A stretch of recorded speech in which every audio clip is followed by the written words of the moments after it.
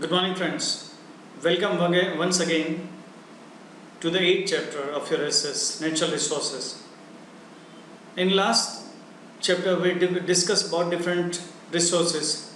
Now, we also, like in last lecture, we also saw that how the soil is formed, the formation of the soil. As I promised you, in the second part, we are going to discuss the types of soils. Soil के भी कई प्रकार होते हैं और Indian council of agriculture research, जिसका short form है आईकार, इसको याद रखना, हमारी सॉइल्स को उन्होंने 8 टाइप में डिवाइड किया है. They are divided into 8 types. Of this, the mountain soil and the forest soil are found at different altitude in mountainous regions. So there are 8 kind of soils, and as I have written here, if you can see, अबे रोकले mountain को desert आ रहा है, forest और marshy पीरी soil को लेकर. मतलब ये एक बहुत अच्छा तरीका है, आप ये सारी की सारी सॉइल एक ही सेंटेंस में याद रख सकते हो. किस तरह से जितने भी कैपिटल लेटर हैं वो किसी सॉइल को बताते हैं. अबे मतलब एल्यूविल और ब्लैक सॉइल. रोकले में आर जो दिखाता है आपको, आर दिखाता है यहाँ रेड सॉइल को. फिर एल दिखाता है आपको लेटराइट सॉइल को. यहाँ माउंटेन लिखा हुआ है, यहाँ डेजर्ट लिखा हुआ है, और यहाँ फॉरेस्ट, यहाँ फॉरेस्ट और मार्सिपिटी सॉइल, और यहाँ माउंटेन लिखा हुआ है. तो अब आप देख सकते हो सारी की सारी सॉइल एक ही सेंटेंस में अगर आपको याद रह जाएगी तो कितना मजा आएगा. अबे रोकले माउंटेन को डेजर्ट आ रहा है, फॉरेस्ट और मार्सिपिटी सॉइल को लेकर. So this will be very interesting and very easy for you to remember. Now will discuss different soils. Alluvial soil, ये इंडिया में 43% लैंड में एल्यूवियल सॉइल है. सो टोटल एरिया जो इंडिया का, उसमें से 43% एरिया एल्यूवियल सॉइल का है. ये ज़्यादातर नॉर्दर्न प्लेन में देखने को मिलते हैं, ब्रह्मपुत्र वैली में, और ब्रह्मपुत्र से सतलज तक, मतलब वेस्ट से आप चाहो तो ईस्ट तक इसे देख सकते हो. और ये डेल्टा जो महानदी का है, गोदावरी, कृष्णा, कावेरी, साउथ में भी दिखती है ये सॉइल. और ये एल्यूवियल सॉइल की फॉर्मेशन किस तरह होती है? The formation of alluvial soil is due to the alluvial deposition by the rivers. क्योंकि रिवर्स अपने साथ अपना एल्यूवियल लेकर आती हैं, और इसमें पोटाश होता है, फॉस्फोरिक होते हैं, एसिड होता है, लाइमस्टोन होता है, और यहाँ नाइट्रोजन और ह्यूमस कम होता है. और अगर इसमें हम पल्सिस ग्रो करें, क्योंकि पल्सिस में नाइट्रोजन होता है, अगर इस सॉइल में पल्सिस ग्रो किए जाए तो नाइट्रोजन कंटेंट इसमें एस्टेब्लिश किया जा सकता है. नाउ अब एल्यूवियल सॉइल में कौन से क्रॉप ग्रो होते हैं? तो आप देख सकते हो वीट, पैडी, पैडी मतलब rice, sugar cane, jute, cotton, मेज, मकई, ऑयल सीड्स, ये सारे के सारे क्रॉप आप यहाँ एल्यूवियल सॉइल में ग्रो कर सकते हो. यहाँ you can see this yellow part is showing alluvial soil. It is mostly in the northern area, but at some places in south also you can see it. Now we'll discuss about red soil. अब red soil India के 19% हिस्से में है, और ये कहाँ है? ये तमिलनाडु से बुंदेलखंड तक है, और राजमहल हिल से कच्छ तक ये सॉइल फैली हुई है, और कुछ राजस्थान के हिस्सों में भी पाई जाती है. The soil is red in colour. ये रेड सॉइल कलर उसका रेड कलर है क्योंकि उसमें फेरिक ऑक्साइड है, और आप इसमें डीप जाओगे, डीप डीप करोगे तो ये बाद में येलो बन जाती है. और इसमें लाइम, ग्रेवल और कार्बोनेट नहीं मिलता है, मतलब इसमें पत्थर कंकर बहुत कम मिलते हैं. There is a deficiency of lime, magnesium, phosphate, nitrogen and potash in this soil. तो यहाँ कौन से क्रॉप ग्रो होते हैं? रेड सॉइल में हम कौन से क्रॉप ग्रो कर सकते हैं? तो मिलेट, कॉटन, वीट, ज्वार, लिनसीड मतलब अलसी, ग्राउंडनट मतलब मूंगफली, पोटैटो, ये सारे के सारे क्रॉप ग्रो कर सकते हैं. एक बार फिर से देख लेते हैं कौन से क्रॉप ग्रो होते हैं रेड सॉइल में. तो मिलेट, कॉटन, वीट, ज्वार, लिनसीड, ग्राउंडनट, पोटैटो यहाँ ग्रो होते हैं. Now will discuss about black soil. Black soil को 2-3 नाम से जाना जाता है. एक तो उसको रेगुड सॉइल भी बोला जाता है, और ये इंडिया के 15% एरिया में है. This soil was formed due to the spreading of Deccan lava. और ये सॉइल, ब्लैक सॉइल, हम कहाँ पाते हैं? तो Maharashtra, western Madhya Pradesh, Andhra Pradesh, and certain part of Karnataka. In Gujarat में कहाँ मिलती हैं? तो सूरत, भरूच, नर्मदा, वडोदरा, तापी एंड डांग डिस्ट्रिक्ट में ये सॉइल आपको देखने को मिल सकती है। लावा रॉक्स और क्लाइमेट बहुत ही इंपॉर्टेंट रोल प्ले करते हैं इस सॉइल के फॉर्मेशन में।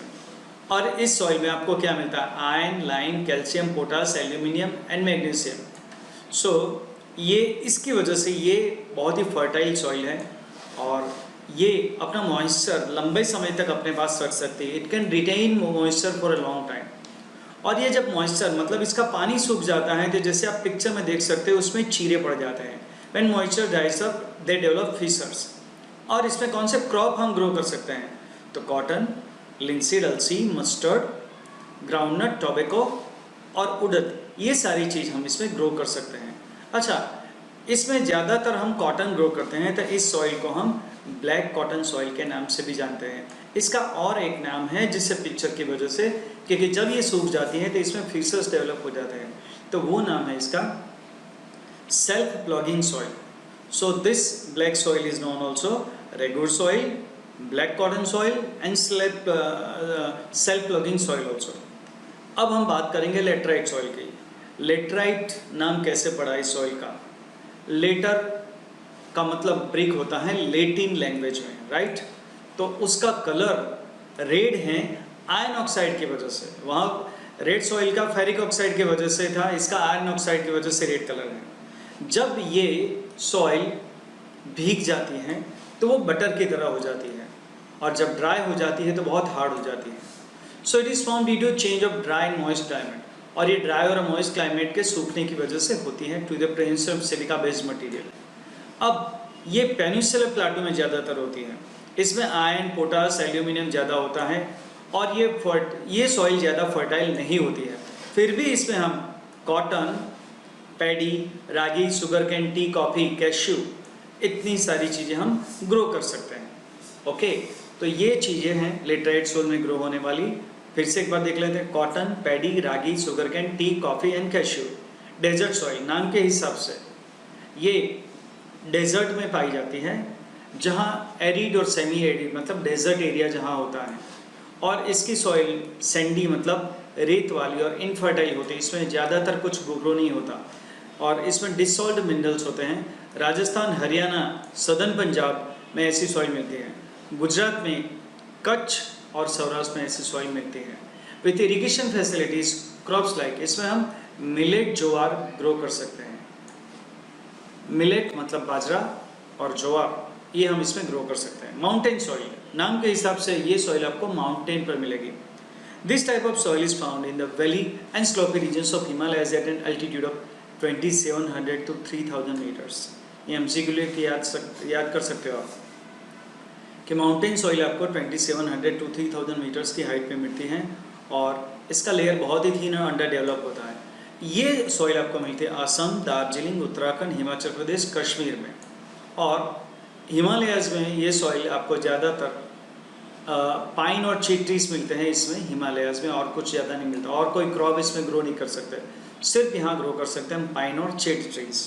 ओके, अब हम बात करते हैं फॉरेस्ट सॉइल। ये भी आपको 3000 to 3100 मीटर्स पर मिलती हैं और कॉनिफेरस फॉरेस्ट में ज़्यादातर हिमालयज, कॉनिफेरस मतलब कॉन टाइप जो ट्रीज होते हैं, Sahyadri, eastern Ghats and Terai region of Himalayas.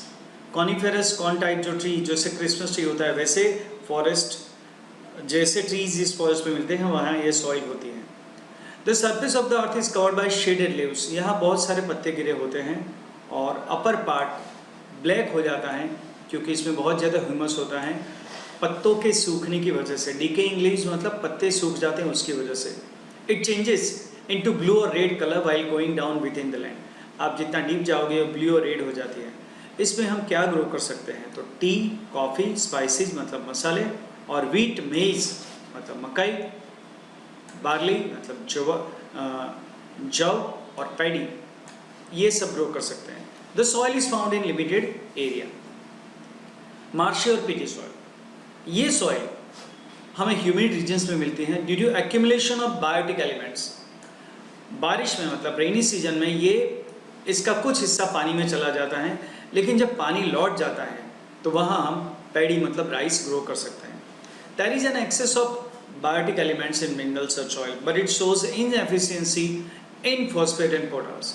Such soil is found in Odisha, west Bengal, coastal Tamil Nadu मतलब ईस्ट में ज़्यादा मिलती है, central area of northern Bihar and Almora district of Uttarakhand. ज़्यादातर नॉर्थ ईस्ट या नॉर्थ वेस्ट में ये ज़्यादा मिलती है। The soil is very limited extent. अब हम बात करते हैं सॉइल इरोजन की। जैसे आप पिक्चर देख रहे हो, सॉइल इरोजन मतलब सॉइल का टूटना। सॉइल का टूटना मतलब क्या होता है कि जब नदी में बाढ़ आती है तो नदी अपना पानी अपनी जो रिवर बेड होती है उसके बाहर जब पानी चला जाता है रिवर बेड के बाहर, तो आसपास की ज़मीन को बर्बाद कर देता है, इरोड कर देता है, जिसको हम सॉइल इरोजन बोलते हैं। Erosion means the transportation of plant particles from one place to another with the help of moving air और वाटर। अच्छा, सॉइल इरोजन दूसरे एक तरीके से भी होता है, हवा से भी होता है। मतलब हवा अपने साथ कुछ मिट्टी कंकर बहाकर ले जाती है, उड़ाकर ले जाती है, तो that is called soil erosion due to air. In other words, the faster transportation of the particles of the surface land to other place by natural forces. It take many years to form the upper layer. Actually, अर्थ का जो upper layer होता है उसको बनने में बहुत वक्त लगता है। If the soil particles are carried away because of heavy rain, कभी ज़्यादा बारिश होती है या तो कभी जोरदार हवा चलती है, तो ये अपर लेयर टूट जाता है और वहाँ हम एग्रीकल्चर प्रोडक्शन नहीं कर सकते। आप पिक्चर में देखो कितने यहाँ क्रैक्स डेवलप हो गई, इसमें आप कैसे खेती कर सकते हो? It is very difficult to do agriculture here. It is extremely necessary to maintain is upper layer for agriculture. ये अपर लेयर अगर परफेक्ट होगा तभी आप खेती कर पाओगे। तो ये सॉइल इरोजन को हमें किसी भी तरह से रोकना चाहिए। तो आप समझ गए होंगे कि सॉइल इरोजन किस तरह से होता है। एक तो नदी में जब बाढ़ आती है तो नदी का पानी रिवर बेड छोड़कर आसपास के खेतों में या ज़मीन में चला जाता है और वहाँ क्रैक्स बना देता है, क्रैक्स डेवलप होती हैं और वहाँ सॉइल पूरी ख़राब हो जाती है। ये जैसे पिक्चर में आपको दिखाई गई है। अब ये सॉइल इरोजन को हम कैसे रोक सकते हैं? Control the grazing activity of the land. ज़मीन पे जितने भी ग्रेजिंग एक्टिविटी मतलब हम एनिमल्स ग्रेजिंग जो करने जाते हैं, मतलब गाय भैंस चराने के लिए जाते हैं, वो एक्टिविटी थोड़ी कम करनी पड़ेगी ताकि प्लांट्स और ट्रीज़ महफूज रहें। और उनके अगर प्लांट और ट्रीज रहेंगे तो वो ज़मीन को होल्ड कर पाएंगे। Plantation should be carried out on the contour method in slopy regions. Contour method मतलब एक लेयर बाय लेयर मेथड में स्लोपी रीजन में हमें खेती करनी चाहिए, जैसे आगे की पिक्चर में दिखाया जाएगा। और plant trees in fallow land. Fallow land मतलब जो यूजलेस ज़मीन पड़ी है, जिसमें जैसे ये ज़मीन है जिसमें कुछ ग्रो नहीं होता है, वैसी ज़मीन में हम खेती करें और वहाँ ज़्यादातर ट्रीज़ को प्लांट करें, तो वो ज़मीन को हवा या पानी बहा के नहीं ले जा सकता, क्योंकि जो प्लांट और ट्रीज़ के रूट्स होते हैं वो ज़मीन को होल्ड करके रखते हैं। Construct check dams where the streams are there. और जहाँ भी ऐसे स्ट्रीम्स मतलब झरने होते हैं, उनका पानी, उनका बहाव रोकने के लिए चेक डैम्स बना सकते हैं। Cultivate very deeply in the field of reduce the speed of water.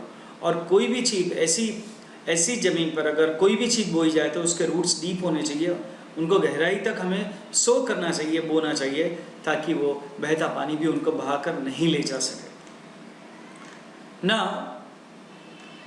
Soil conservation, ये वो तो हुआ सॉइल इरोजन को हम कैसे प्रिवेंट कर सकते हैं। अब सॉइल कंजर्वेशन मतलब सॉइल किस तरह से हम कंजर्व करें, क्योंकि सॉइल को कंजर्व करना मतलब उसको वैसे बनाए रखना ज़रूरी है कि उसकी फर्टिलिटी भी बनाए रखना ज़रूरी है। Soil conservation means to prevent the soil erosion. Soil conservation का मतलब होता है सॉइल इरोजन को बंद करना और उसकी क्वालिटी को मेंटेन करना। Soil conservation is directly connected to retain the soil particles at their place. मतलब जो सॉइल में पार्टिकल्स हैं उसको हम इंटैक्ट रखें। डिफरेंट रेमेडीज आर यूज, उसके अलग अलग तरीके होते हैं। अगर सॉइल हम कंजर्व नहीं कर सकते हैं तो फ्लड आएगा और फिर ज़्यादा ज़मीन बह जाएगी, तो लाइव्स मतलब लोगों की जान माल का नुकसान होगा। सो soil conservation is very much necessary. देखो यहाँ एक पिक्चर दिखाया गया है जिसमें सरफेस रन ऑफ वाटर, अगर ऐसी सीधी सरफेस है तो पानी यहाँ आसानी से बह जाएगा, राइट। तो ये ज़मीन को अपने साथ लेकर जाएगा, अपने अपर लेयर को साथ में लेके जाएगा। लेकिन अगर हम वाटर हार्वेस्टिंग करते हैं, अगर यहाँ ऐसे छोटे छोटे डैम बना देते हैं या छोटे छोटे यहाँ गड्ढे बना देते हैं, तो ये गड्ढे पानी को स्टोर कर रखेंगे और ज़मीन को बहा के नहीं ले जा पाएंगे। तो यहाँ बहुत ज़्यादा पानी भी स्टोर हो सकता है, गर्मियों में वो पानी का हम इस्तेमाल भी कर सकते हैं, और ये जो ज़मीन है वो भी इंटेक्ट रह सकती है। Water having faster flow percolates less in soil, और ये पानी जब चला जाता है तो वो बह जाता है और ज़मीन को भी ले जाता है। लेकिन अगर इस तरह से हमने यहाँ ये गड्ढे बनाए हैं तो गड्ढों में पानी हम स्टोर कर सकते हैं और उसको हम बाद में यूज़ कर सकते हैं। तो अगर सरफेस आपकी ऐसी है तो इस तरह से आप उस ज़मीन पे इस तरह से आप यहाँ ये पीट्स बनाकर, छोटे छोटे डैम बनाकर आप वो पानी को रोक सकते हो। Now then there are chances of remedies of soil conservation. Soil conservation कैसे किया जाए? The roots of the trees in forest cover hold up soil particles. जो फॉरेस्ट में रूट्स होते हैं वो फॉरेस्ट कवर को बनाए रखते हैं, क्योंकि वो ज़मीन को होल्ड करके रखते हैं। और जहाँ भी रिवर गॉर्जेस हैं, मतलब नदी किनारा है, वहाँ ज़्यादा से ज़्यादा हमें ट्रीज़ को प्लांट करना चाहिए, और ज़्यादातर माउंटेन स्लॉप्स पे भी करना चाहिए। A series of trees should be grown near a desert region. अच्छा, आपको पता है डेजर्ट भी ग्रो होता है? आपको ये आश्चर्य होता है डेजर्ट कैसे ग्रो होता है? एक्चुअली डेजर्ट पे जो धूल मिट्टी होती है, जो रेत होती है, वो धीरे धीरे हवा उसको लेकर आगे जाती है, और वो रेत फिर आगे की जो अच्छी ज़मीन होती है उसमें भी पेनिट्रेट होती है, और उस अच्छी ज़मीन को भी वो डेजर्ट बना देती है। तो इस चीज़ को रोकने के लिए हम ज़्यादा से ज़्यादा ट्रीज़ को ग्रो करें, और हम डेजर्ट के किराने भी ट्रीज़ को ग्रो करें, तो वो हवा ज़्यादा रेत को उड़ा के आगे नहीं ले जा सकती। It will stop the advancing desert. तो डेजर्ट को हम ऐसे रोक सकते हैं। The river flood should be controlled by diverting their flow in other rivers and dry river beds. अच्छा, आपको पता है इंडिया में कई नदी ऐसी है जिसमें बहुत ज़्यादा बाढ़ आता है, राइट? बिहार की कुछ नदियाँ, कोसी वगैरह, और नर्मदा में भी और तापी में भी बहुत फ्लड आता है। तो उसका हमने एक तरीका ढूंढा है, यहाँ एक दिखाया भी गया है कि हम क्या कर सकते हैं। तो जिस नदी में ज़्यादा फ्लड आता है और कुछ नदी में पानी भी नहीं होता है, जैसे साबरमती हमारी सूख जाती है गर्मियों में, तो क्या हम ये नहीं कर सकते कि नर्मदा का पानी जिसमें फ्लड आता है उसका पानी हम साबरमती को दें? हमने वैसा ही किया है। गुजरात सरकार ने ये सरदार सरोवर डैम से बहुत बड़ा कमाल किया है, और नर्मदा नदी का पानी कई सारी जो सेंट्रल गुजरात और ये सौराष्ट्र की नदियां हैं, वो पानी, नर्मदा का पानी, ये सब नदियों को दिया है, क्योंकि नर्मदा में पानी ज़्यादा होता है और इन नदियों में पानी सूख जाता है। The unrestricted pasturing loosens the soil on the mountains, it should be painted. अच्छा, माउंटेन्स पे जो ग्रेजिंग होता है, पास्चरिंग मतलब जो एनिमल्स को ग्रेजिंग के लिए ले जाते हैं, उसको रेस्ट्रिक्ट करना चाहिए, नहीं तो वो माउंटेन के लेयर को ख़राब हो सकता है। देखो, इसको कॉन्टूर फार्मिंग कहते हैं, टेरेस फार्मिंग भी कहते हैं, हॉरिजॉन्टल कल्टीवेशन, मतलब एक लेयर में केक की कैसे अलग अलग लेयर होती है, वैसे स्लोप में खेती की जाती है, ताकि पानी भी रुका रहे वहाँ और अच्छी तरह से ग्रो हो। Methods like horizontal cultivation, terrace farms should be implemented. Humus content should be added to soil which has lost its fertility. मतलब उसमें ह्यूमस मतलब क्वालिटी बनी रहे और सॉइल अपनी फर्टिलिटी लूज नहीं करे, ये देखना बहुत ज़रूरी है। Bye implementing this remedies soil can be conserved. The conservation of soil is strong necessity today. Government, society and people should work together for its conservation. So this was all I had to tell you about the 8th chapter, natural resources. Bye for now. Thank you very much.